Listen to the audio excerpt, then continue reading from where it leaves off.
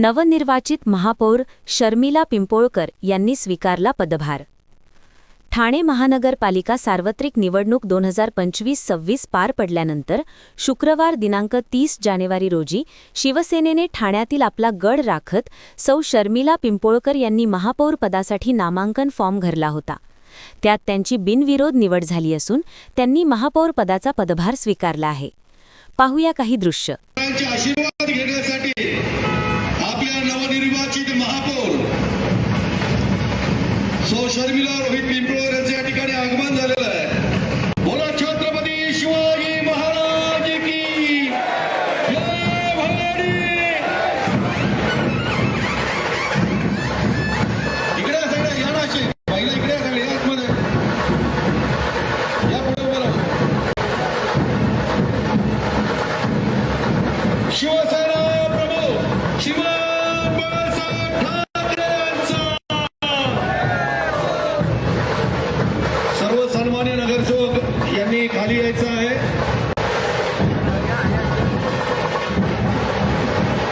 आपले नवनिर्वाचित महापौर उपमहापौर यांच्या उपस्थितीत आपण छत्रपती शिवरायांना अभिवादन करणार आहोत। छत्रपती शिवरायांचे आशीर्वाद घेणार आहोत। बोला बहुजन प्रतिपालक हिंदवी स्वराज्य संस्थापक राजाधिराज छत्रपती श्री शिवाजी महाराज की। विश्वरत्न भारतरत्न भारतीय घटनेचे शिल्पकार परम पूज्य डॉक्टर बाबासाहेब आंबेडकरांचा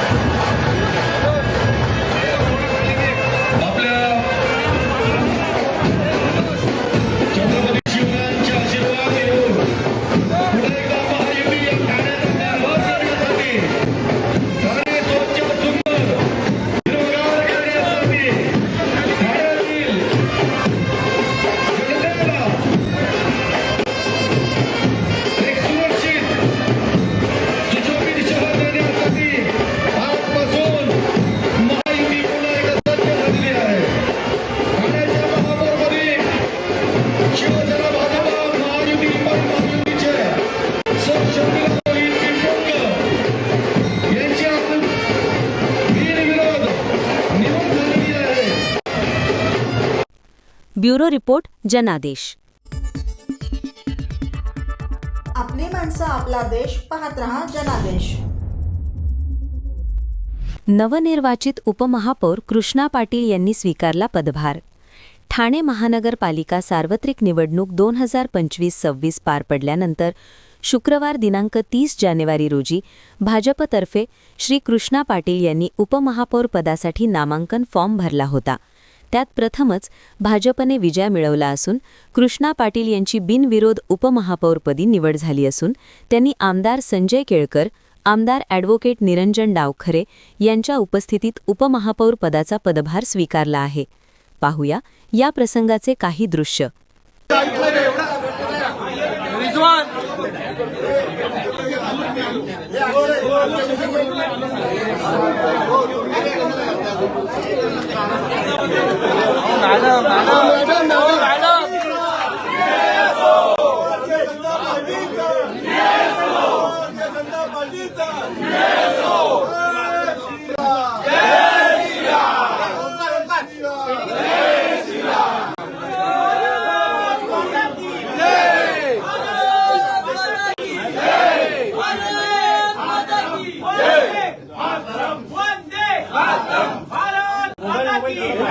भारतीय जनता पार्टीचा भारतीय जनता पार्टीचा भारतीय जनता पार्टीचा जय भवानी जय शिवाजी जय भवानी जय शिवाजी शिवाजी की जय बोलो समाज की जय बोलो समाज की जय बोलो शिवाजी जय बोलो डॉक्टर बाबासाहेब आंबेडकरांचा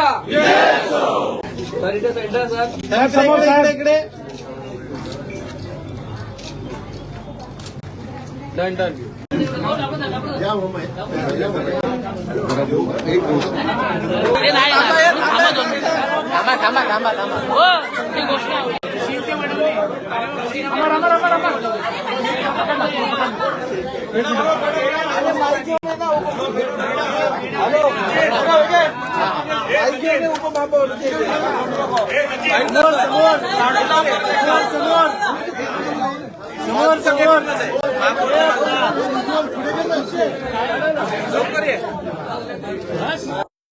कोविड काळापासून निवडणूक ही लांबणीवर होती. त्यानंतर काही आरक्षणाच्या मुद्द्यावरती पण निवडणूक लांबणीवर गेली होती. ती निवडणूक महायुती म्हणून भारतीय जनता पार्टी शिवसेना महायुतीच्या लढली गेली. त्याच्यामध्ये ठाणेकर जनतेने भरघोस प्रतिसाद देऊन महायुतीचा विजय केलेला आहे.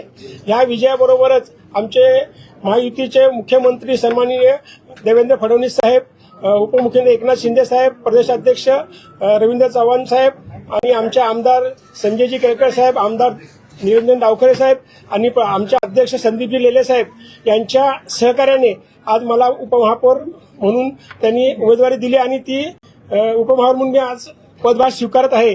तर भविष्यात महापालिकेमध्ये असणारी चॅलेंजेस गेले 4 वर्षापासून जे काही प्रश्न प्रलंबित पडलेले आहेत, प्रकल्प प्रलंबित आहेत, ट्रॅफिक समस्या असेल, त्याचबरोबर पाण्याची समस्या असेल, आणखीन पार्किंग समस्या आहेत, हे बरेच विषय आम्ही प्रामाणिकपणे ठाणेकरांच्या सेवेकरता हाताळण्याचा प्रामाणिक प्रयत्न करीन. म्हणजे खरोखरच भारताचे पंतप्रधान नरेंद्र मोदीजी साहेब आणि मुख्यमंत्री देवेंद्र फडणवीस साहेब यांच्या कार्यकाळात भाजपा ठाणा असू किंवा संपूर्ण महाराष्ट्रात वाढतच चाललेली आहे आणि त्यांच्या केलेल्या कामाच्या आणि विकासाच्या प्रगतीवर 100% भाजपा ही भूमिका घेऊन आमचे संजयजी केळकर साहेब, लेले साहेब आणि डावखरे साहेब यांनी घेऊन चालली होती वाटचाल. पण वरिष्ठ नेत्यांनी युती डिक्लेअर केल्यामुळे युतीत आम्ही लढलोय आणि युतीमध्ये आमचा स्ट्राईक रेट जवळजवळ 100% आहे आणि त्या स्ट्राईक रेट पुढेही वाढवण्याच्या हिशोबाने आम्ही सर्व युतीचे नगरसेवक, आणखीन भारतीय जनता पार्टीचे नगरसेवक आणि आमचे सर्व आमदार आणि प्रदेशाध्यक्ष रवींद्र चव्हाण साहेब यांना विश्वासात घेऊन नक्कीच 100% भाजपा ह्या हिशोबाने आम्ही भविष्यात वाटचाल करू. ब्युरो रिपोर्ट जनादेश. आपली माणसं आपला देश पाहत रहा जनादेश. सर्व नागरिकांना आवाहन करण्यात येत आहे की सध्या डासांमार्फत पसरणाऱ्या डेंग्यू या आजाराचा प्रसार रोखण्यासाठी प्रत्येकाने पुढील प्रमाणे कार्यवाही करावी. डेंग्यू आजार एडिस इजिप्ती हा डास चावल्याने होतो. या डासांची पैदास साचलेल्या किंवा साचवलेल्या स्वच्छ पाण्यामध्ये होते. 8 दिवसांपेक्षा जास्त दिवस पाणी उघडे व साचून राहिल्यास त्यात डास अंडी घालतात. अंड्यांच्या अळ्या तयार होऊन पुढे डास तयार होतात. यासाठी आपल्या घरातील पाणी साठे उदाहरणार्थ बॅरल्स, पिंपे, टाक्या, हौद, रांजणे इत्यादी दर आठवड्याला रिकामे करून घासून पुसून कोरडे करून पुन्हा भरावे. 1 दिवस कोरडा दिवस म्हणून पाळावा. पाणी साठ्यांना घट्ट झाकणे बसवावीत किंवा जुनी साडी, चादर, धोतर यांनी बांधून झाकून ठेवावीत, म्हणजे डास त्यात जाऊन अंडी घालणार नाहीत. घराच्या गच्चीवर, आजूबाजूला, अंगणात कोठेही पाणी साचू देऊ नये. भंगार सामान उघड्यावर टाकू नये. उदाहरणार्थ टायर्स, प्लास्टिक सामान, कुंड्या, टाकाऊ वस्तू इत्यादी. अशा सामानात पावसाचे पाणी साठून त्यात डेंग्यूच्या डासांची पैदास होते. घरातील कूलर्स, फ्रीजच्या पाठीमागील ट्रे हे देखील वेळोवेळी कोरडे करावेत. लक्षात ठेवा, नुसत्या फवारणीने डास घनता कमी होत नाही, तर त्यासाठी डास पैदास ठिकाणे नष्ट करणे ही आपल्या सर्वांची जबाबदारी आहे. कोणताही ताप अंगावर न काढता जवळच्या शासकीय रुग्णालयात मोफत औषधोपचार घ्या. अशा प्रकारे नागरिकांनी सहकार्य केल्यास डेंग्यूचा प्रसार रोखणे सहज शक्य आहे.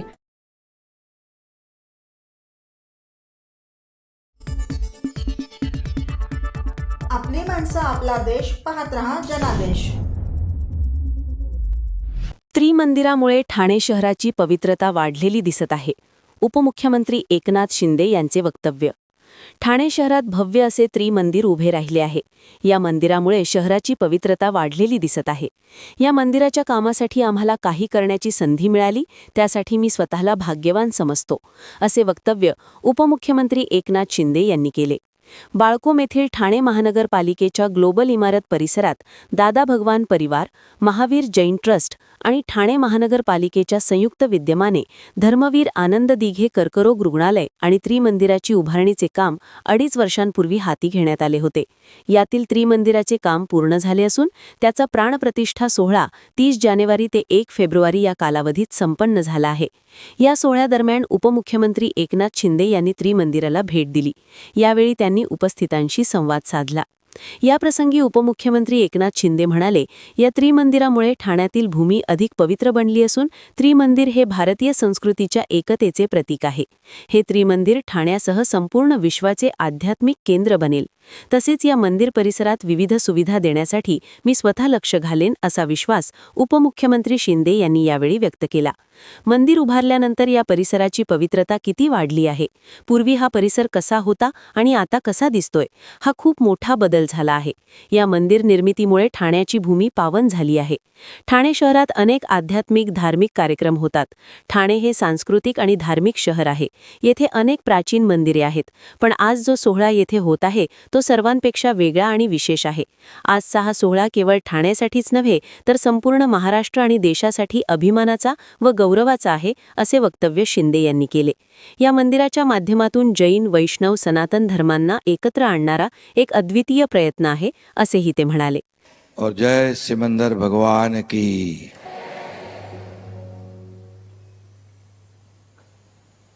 आज अजय भाई बहुत ही भावुक हो गए. हम कुछ भी नहीं है, सब कुछ यहाँ बैठे हैं, उनके कृपा से सब है. हम तो माध्यम है. इतना बड़ा सौभाग्य हमें प्राप्त हो गया कि यहाँ पर एक विशाल सिमंदर स्वामी जी का मोक्ष प्राप्ति ही सबका मुख्य उद्देश्य है. यही एकता त्रिमंदिर की संकल्पना का आधार है. यही इस त्रिमंदिर का आधार है. मुझे एक बात और कहनी है. इस मंदिर का भूमि पूजन के बारे में अजय भाई ने तो सब बता दिया, लेकिन इतने जोर से काम, इतनी जल्द काम और इतना भव्य दिव्यता, यहाँ पर एक अद्भुत मंदिर बन गया है. अद्भुत. और बस